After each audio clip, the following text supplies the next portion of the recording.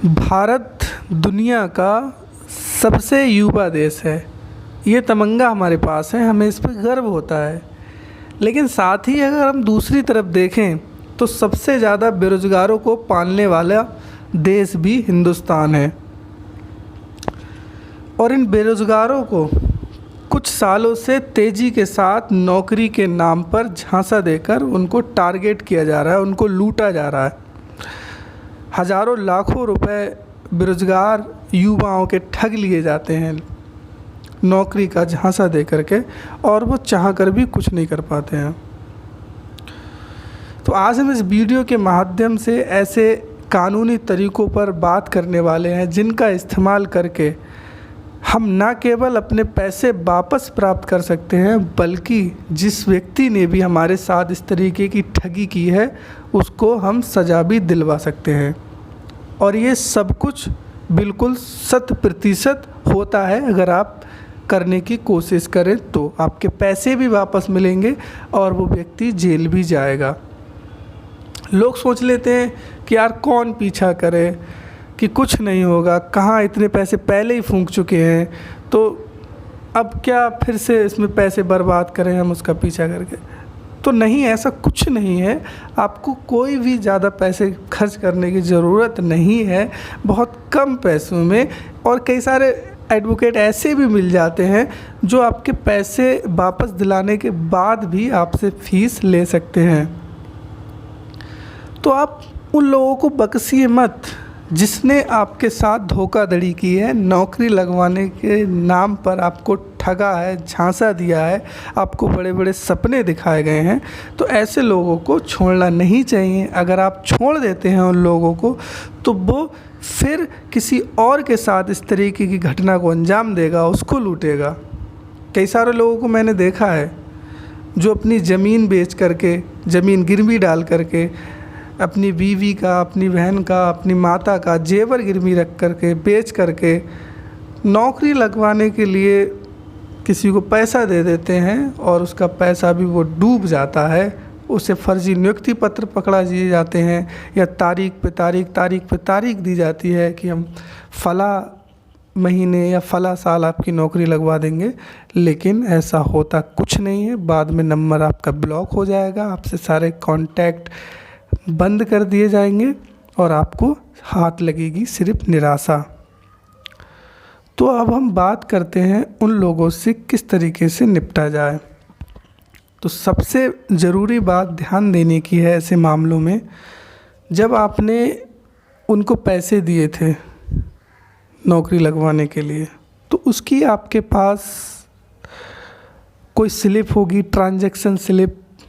आपने उनके बैंक में अगर जमा किए होंगे पैसे, आपको स्लिप मिली होगी, या आपने ऑनलाइन फ़ोन पे, गूगल पे वगैरह से ट्रांजैक्शन ऑनलाइन किया होगा उनके अकाउंट में, तब आपको उसको ट्रांजैक्शन स्लिप उससे आप डाउनलोड करके, प्रिंट करके अपने पास रख सकते हैं।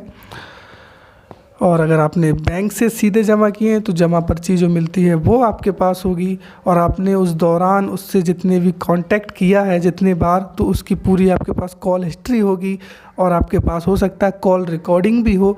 तो ये सारी चीज़ें हैं, इसी के बलबूते पर आप उस व्यक्ति को पकड़ सकते हैं, उससे सज़ा भी दिलवा सकते हैं और उससे अपने पैसे वापस भी ले सकते हैं। तो पैसे वापस लेने के 2 तरीके हैं। और हाँ, एक बात मैं आपको और बता दूं कि अगर आपके पास कोई ट्रांजैक्शन स्लिप नहीं है, मान लीजिए आपने नगद पैसे दे दिए हैं किसी को, तो उस समय कोई ना कोई तो व्यक्ति आपके जानकारी में रहा होगा या किसी न किसी व्यक्ति के थ्रू आपने पैसे दिलवाए होंगे, तो उसको एज ए विटनेस बनाकर भी आप आगे की कार्रवाई कर सकते हैं। तो हम बात करते हैं कार्रवाई हम ऐसे लोगों पर किस तरीके से कर सकते हैं। हमारे पास 2 तरीके हैं जिनका हम यूज करके ऐसे लोगों को सबक सिखा सकते हैं और उनसे पैसे वापस ले सकते हैं।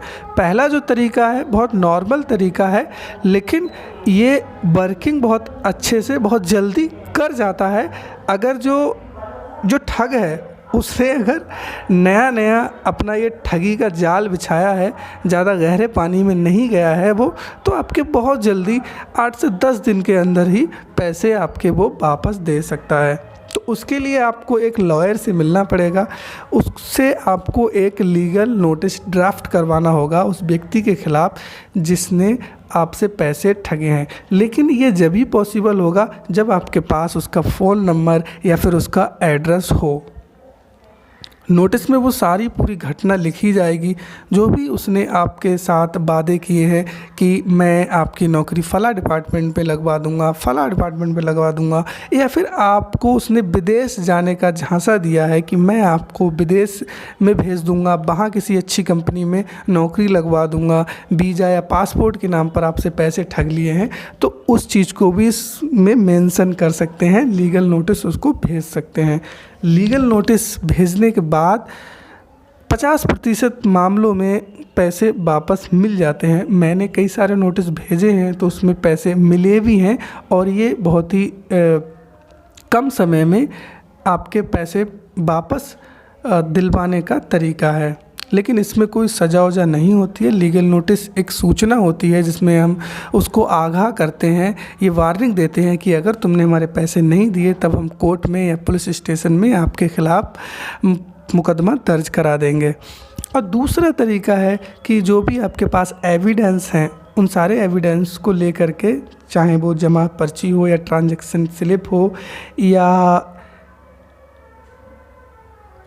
और किसी तरीके का कोई नियुक्ति पत्र, अपॉइंटमेंट लेटर हो, इन सारी चीज़ों को ले जा कर के आप पुलिस स्टेशन में जाकर ये सूचना दे सकते हैं, एफआईआर दर्ज करने की एप्लीकेशन दे सकते हैं। लेकिन ज़्यादातर केसेस में होता है कि इस तरीके के मामलों में पुलिस स्टेशन से हमारी कोई हेल्प नहीं होती है, वो एफआईआर दर्ज करने से मना कर देते हैं या फिर टाल मटोल करते हैं। तो इसके बाद हमें जाना चाहिए एसएसपी के यहाँ, यानी पुलिस कप्तान जो भी आपके एरिया का है, वहाँ आपको जाना चाहिए। तो वहाँ पर आपको पूरी घटना की ये एप्लीकेशन बना के देना चाहिए, एफआईआर की मांग करना चाहिए। लेकिन कुछ केसेस में वहाँ से एफआईआर दर्ज करने के आदेश हो जाते हैं और कुछ केसेस में एफआईआर दर्ज करने के आदेश नहीं होते हैं।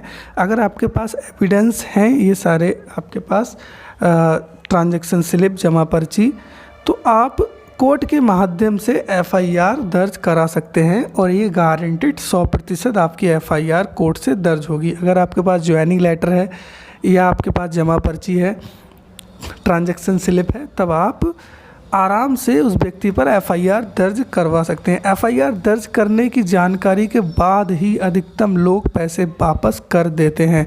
पहले तो वो हल्के में ले लेते हैं कि भाई तू जा, जो चाहे वो उखाड़ ले, गंदी गंदी गालियाँ भी दे देते हैं, हमारे एक तो पैसे ठग लिए और ऊपर से हम ही को गाली देते हैं कि तुझसे जो चाहे वो उखाड़ ले, मेरा कोई कुछ नहीं कर सकता। लेकिन ऐसे लोगों की हवा टाइट एफआईआर दर्ज होने के बाद ही हो जाती है। आप कोर्ट जाइए, अपने सारे एविडेंस रखिए, एक अच्छा सा लॉयर करिए और लॉयर से ये पहले ही बात कर लीजिए। अगर कोई पैसे वाली बात है, आप नहीं दे सकते उसको, तो उससे कह दीजिए कि मेरे पैसे मिलने के बाद हम आपकी फ़ीस अदा कर देंगे। कई सारे लॉयर आपको मिल जाएंगे और आपका काम भी बहुत आसानी से हो जाएगा। और एक बात मैं और बता दूं, जब हम उससे पैसे वापस लेंगे तो सिर्फ उतने पैसे वापस थोड़ी ना लेंगे जितने हमसे उसने लिए थे। मानसिक रूप से जो हम प्रताड़ित रहे हैं उसका भी हम उससे हर्जाना लेंगे, लॉयर की फ़ीस भी लेंगे। तो ऐसा कुछ नहीं है कि आपको उतने पैसे मिलेंगे या फिर पूरे पैसे नहीं मिलेंगे, आपको ज़्यादा ही पैसे मिलेंगे।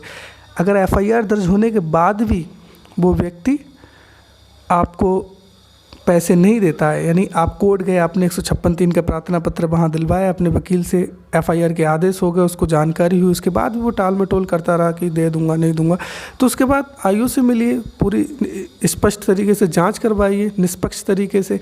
अगर आयु जांच नहीं करता, जो विवेचना अधिकारी है, तो कोर्ट जाइए, कोर्ट में एप्लीकेशन दीजिए कि हमारी वो जांच नहीं कर रहे हैं, एसएसपी के पास जाइए, वहाँ से आप निश्चित ही आपके मामले की जांच पड़ताल सही और बेहतर तरीके से करने के आदेश दिए जाएंगे और उस मामले में आपकी चार्जशीट फाइल होगी। चार्जशीट फाइल होते ही उसके पास समन जाएगा, उसके बाद वारंट जाएगा और वो जेल के अंदर जाएगा और आपके पैसे भी देगा। जब फाइनल जजमेंट होगा पूरे आपके मामले का, तब कोर्ट उसको पनिशमेंट करने के साथ साथ आप जो मेंटली रूप से परेशान रहे हैं, मानसिक रूप से जो आप प्रताड़ित रहे हैं, अवसाद में रहे हैं इस घटना की वजह से, तो उसका भी हर्जाना दिलवाएगी कोर्ट और साथ ही आपका जो पैसा है वो भी दिलवाया जाएगा 100%। हाँ, इस पूरी प्रक्रिया में थोड़ा सा टाइम ज़रूर लगता है, लेकिन आपका पैसा वापस ज़रूर मिलेगा। तो इस वीडियो में बस इतना ही। उम्मीद करता हूँ ये वीडियो आपको अच्छा लगा होगा, क्योंकि ये जानकारी कुछ ऐसी है जिसको जानना एक रिस्पॉन्सिबल पर्सन को ज़रूरी है। एक एक्टिव सिटीजन जो अपने आप को मानता है, उनके लिए ऐसी जानकारी का होना बहुत ही आवश्यक होता है। आप इस वीडियो को अपने फ्रेंड सर्कल में शेयर कीजिए, ताकि इस तरीके की घटना का अगर कोई शिकार होता है तो वो अच्छे से इससे निपट सके और अपने पैसे वापस ले सके। अगर आप और कुछ जानना चाहते हैं डिटेल में इस टॉपिक से संबंधित, तब आप मुझे फ़ोन भी कर सकते हैं। मेरा चैनल के डिस्क्रिप्शन में नंबर दिया गया है। तो मिलते हैं अगली वीडियो में। Thank you.